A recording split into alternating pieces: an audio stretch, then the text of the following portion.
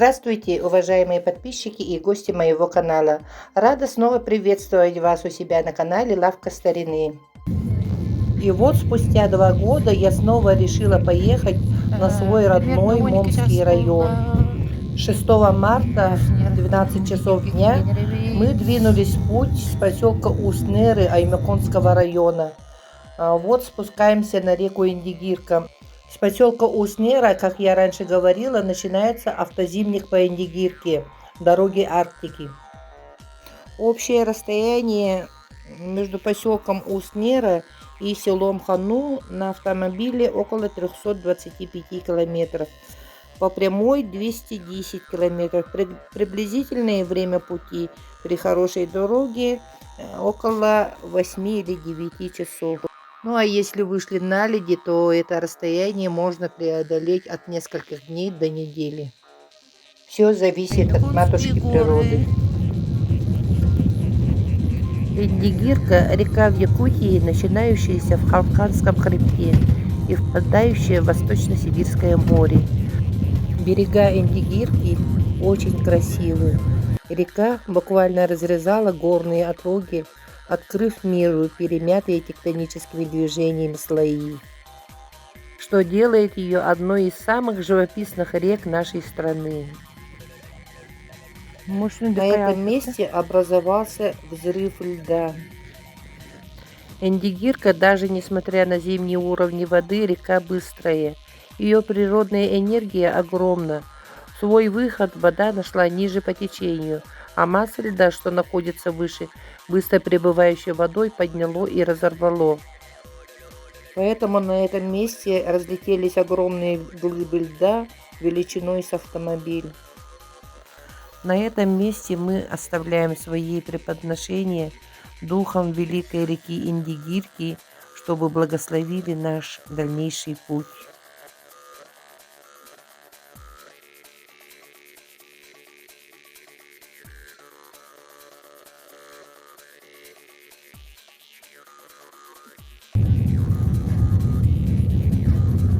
По пути изредка попадались попутные машины, ехавшие в сторону Момского района.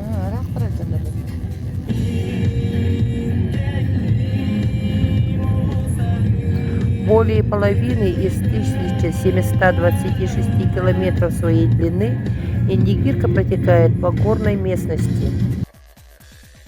Пласты горных пород стоят здесь вертикально, что образует очень необычный вид берега.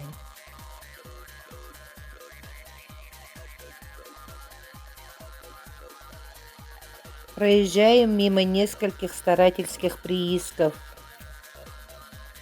Когда-то это был вполне жилой поселок, связанный с большой землей и рейсами вездесущего Ан-2, но теперь большинство домов покинуто и просто база одной из артелей. Поэтому здесь все уже обезлюдено.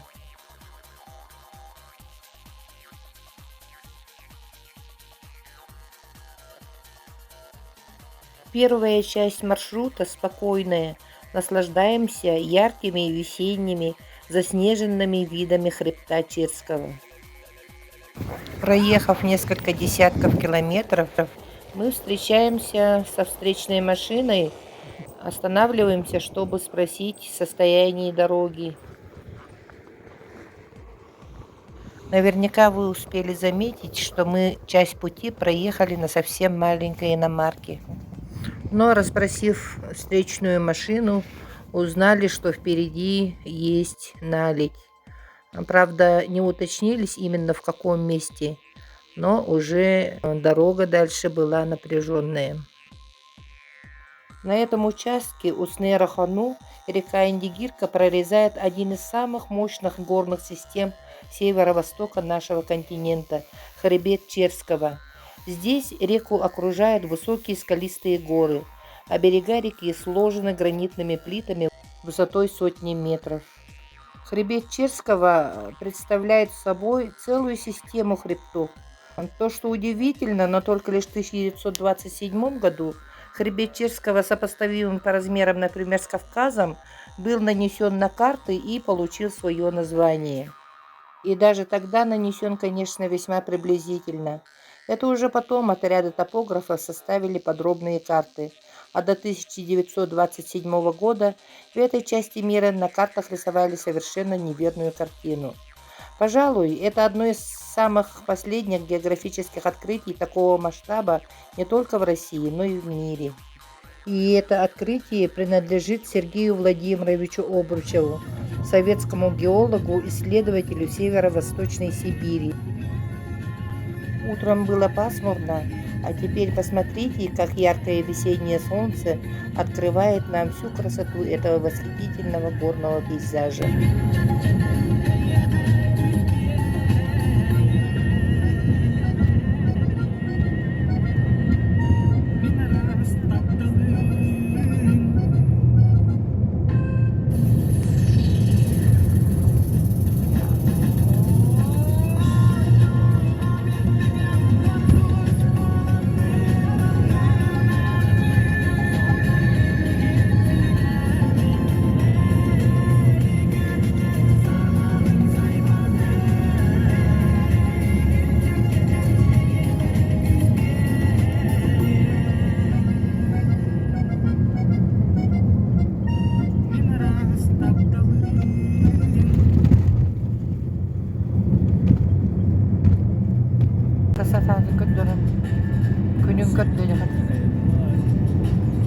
Автозимник по реке Индигирка, окруженные высокими горами, невольно вызывает восторг и восхищение.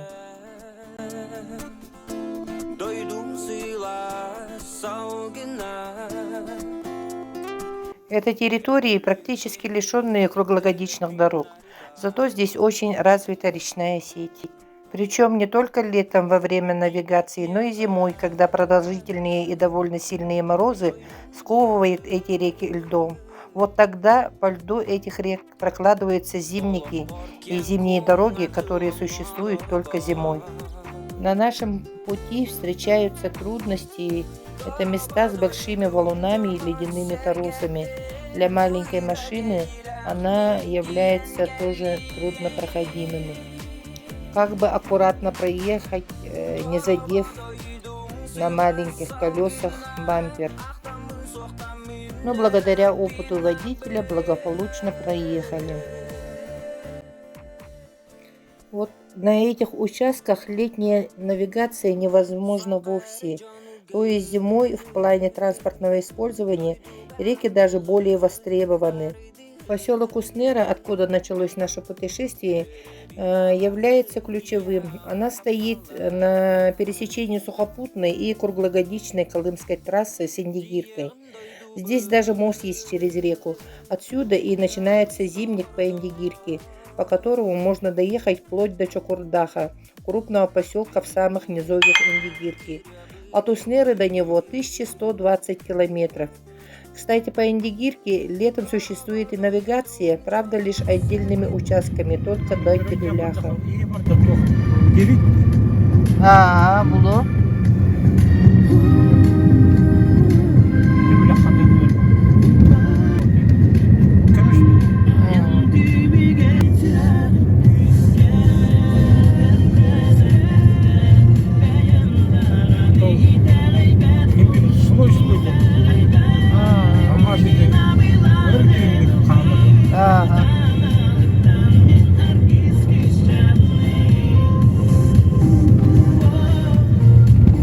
Зрубно öyledir bu.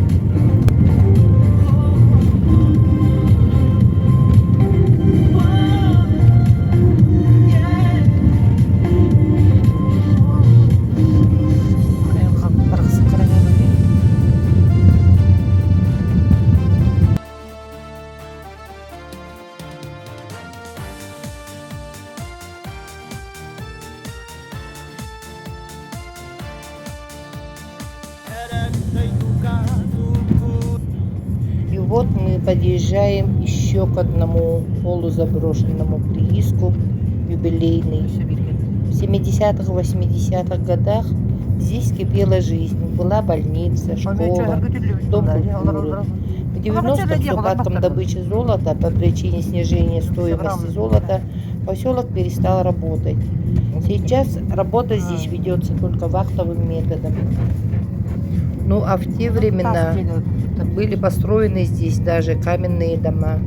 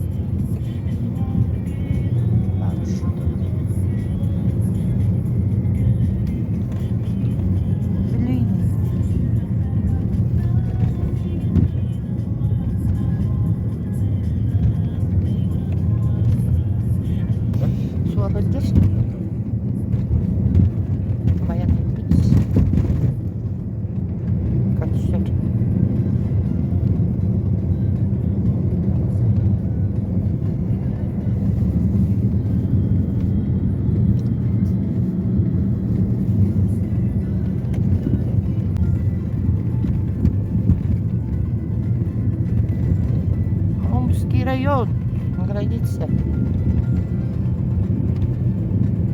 До границы Момского района мы благополучно доехали за 2,5 часа от поселка Уснера.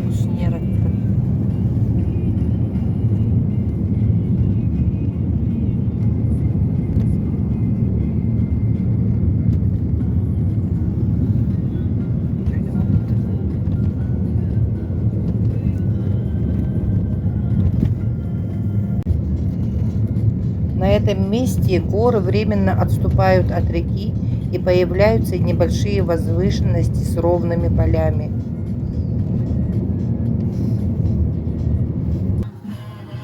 По пути встречаем несколько груженных встречных большегрузов.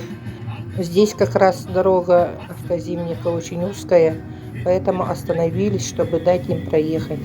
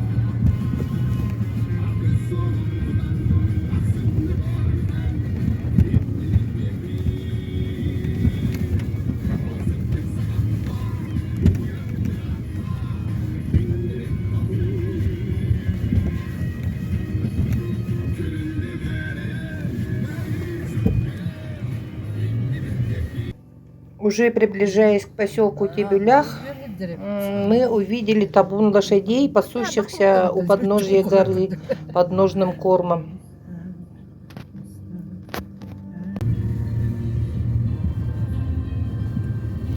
И вот в 4 часа дня мы приехали в поселок Тебюлях.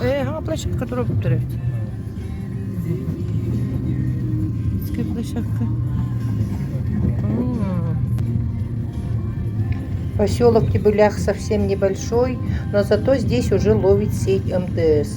Раньше здесь была еще и чайная, но потом закрылась.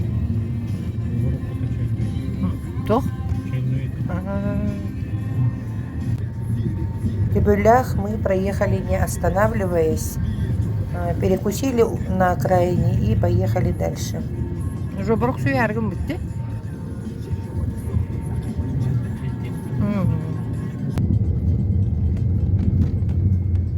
Проехав несколько километров от Тебюляха, мы догнали еще пару попутных машин, груженных строительным материалом.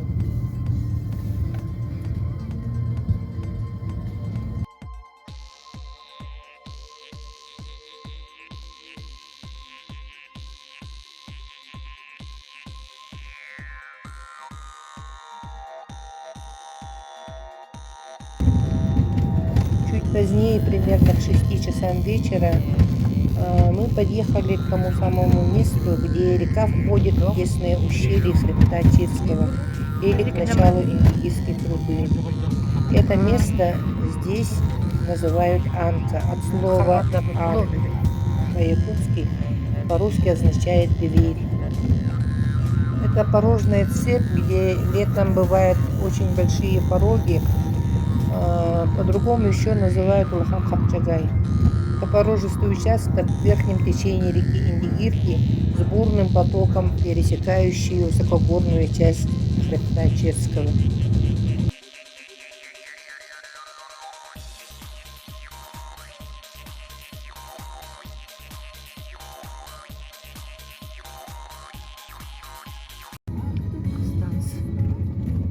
Высота гор здесь достигает 2500-2800 метров над уровнем моря. В летнее время скорость течения на отдельных участках может достигать до 15-30 км в час. Перед трубой вместе с островами ущелье сужается до 100-200 метров, образуя несколько крупных порогов. 50-градусным якутским морозом удается сковать реку льдом, приемлемым для проезда только в конце декабря к началу января. Местами ветер так хорошо прочищает лед, что лед здесь прямо кристально чистый с бирюзовым оттенком.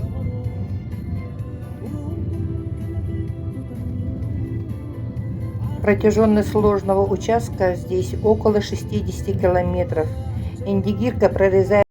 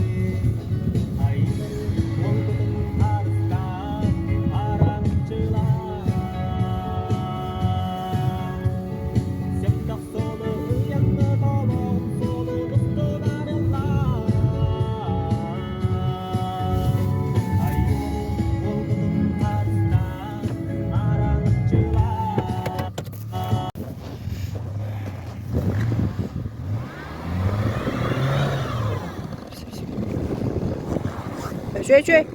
Ладно.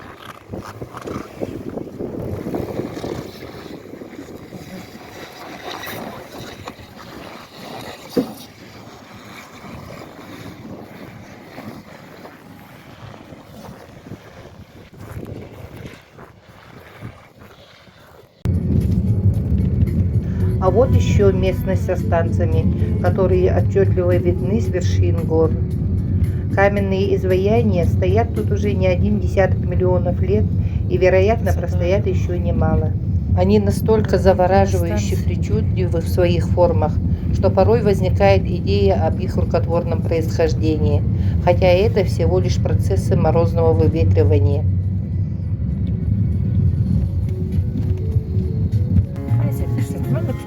По пути встречаем встречную машину Соболь, как оказалось, был наш земляк. Да?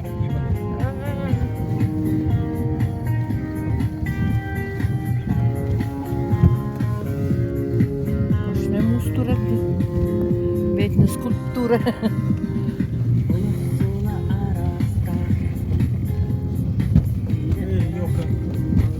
Ой, потенди, именно здесь самые суровые и труднопроходимые места на реке, но здесь же и самые красивые. Здесь столько удивительно красивых мест, что никого не оставят равнодушными.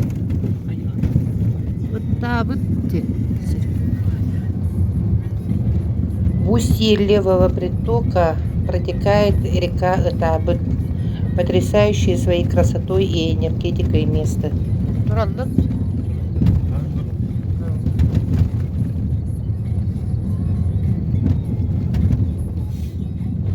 И вот по пути снова догоняем 2 попутных бензовоза.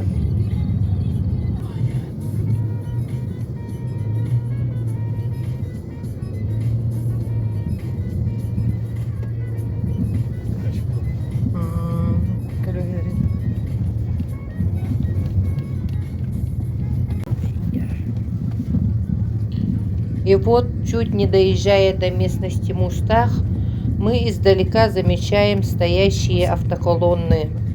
Тут наверняка и есть наледь.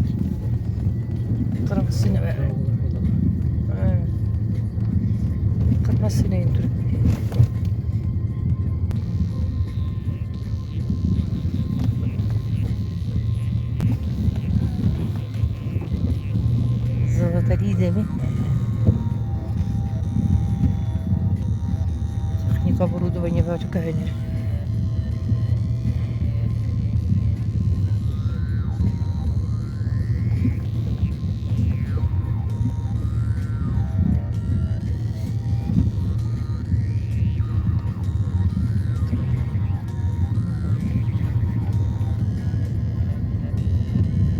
Крузак.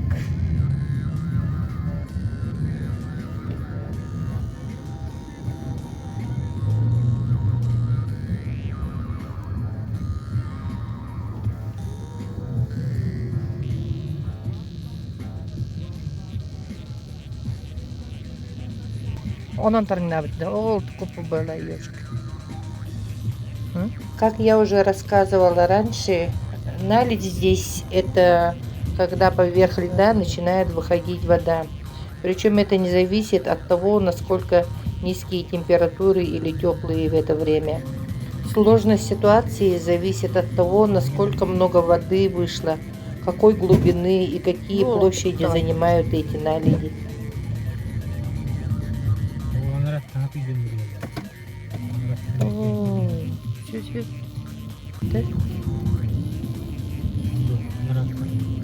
Hadi yerleyeceğim.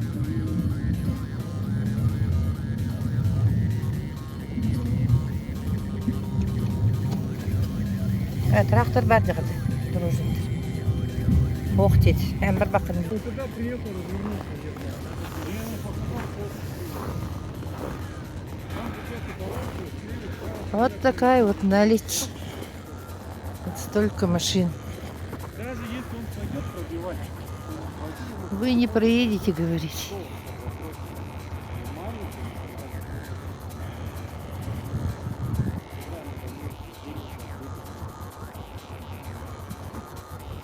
А там чей УАЗик стоит? вот такая волна сзади меня шла. И меня перегнала она, я не смог ее от нее убежать. Вот так вот. Приехали. Надо же.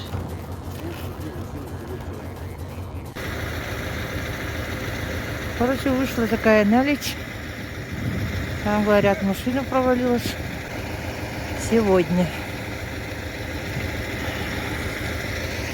Моя маленькая машина уехала, я пересела вот в такую машину.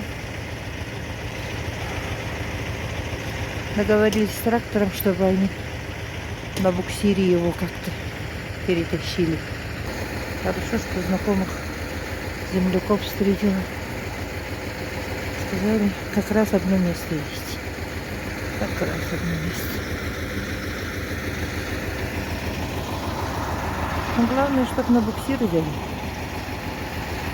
Главное доехать.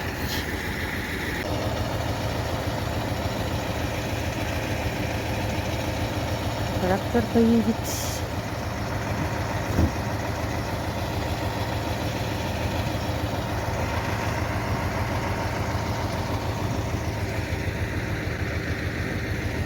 Вот такие дела. Чтобы в Муму доехать, надо будет пересечь вот эту наледь. Глубина, говорят, там где-то метр или больше.